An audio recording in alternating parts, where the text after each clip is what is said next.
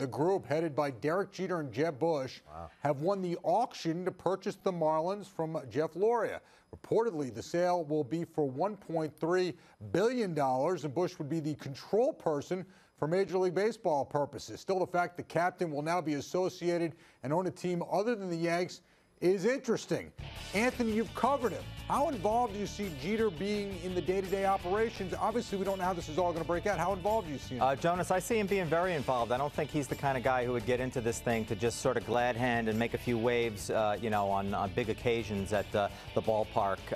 So I think he's going to get in there and be, I don't think he's going to micromanage whether the Marlins need a lefty reliever, for those big lefty matchups against Bryce Harper. Who's going to run the Players Tribune then?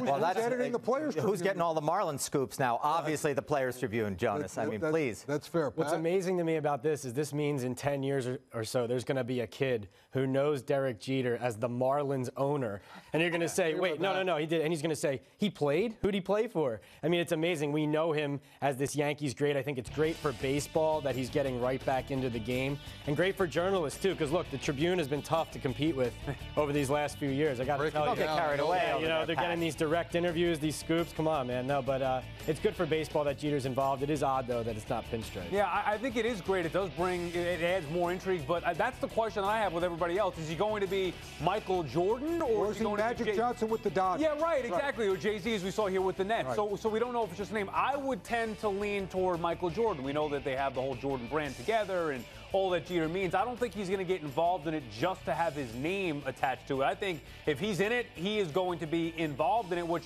is going to be great. It adds intrigue. Plus, it's in the NL East here with the Mets. I mean, that is an intriguing thing, but obviously we need to see the details. Hopefully he doesn't go. Magic Johnson, I'm sorry, but obviously there's a distinct difference there. Magic Johnson with the Dodgers is not his sport. Right. Jeter, obviously, this is his sport and his wheelhouse. I was going to say, I hope he doesn't follow the Jordan, ownership blueprint, because he hasn't exactly been directing a lot of parades down whatever they would be directing it. It's not a championship club that Jordan's running there, so I hope that Jeets isn't calling up his Nike guy for advice on how to own a team and direct things. But listen, if it's just going to be work and drive, I mean, this guy, we saw it on the baseball field. He took his talent and then added this incredible work ethic and drive to become a Hall of Fame baseball player. So if some of that will work in ownership, then he'll be good at this. To me, it's interesting just how remarkably quick this is from the end of his career, really. I mean, we're only talking a couple years here. I know he had the aspirations to do this. And look, it's probably the right fit for him financially and personally, too, or else he wouldn't have done it.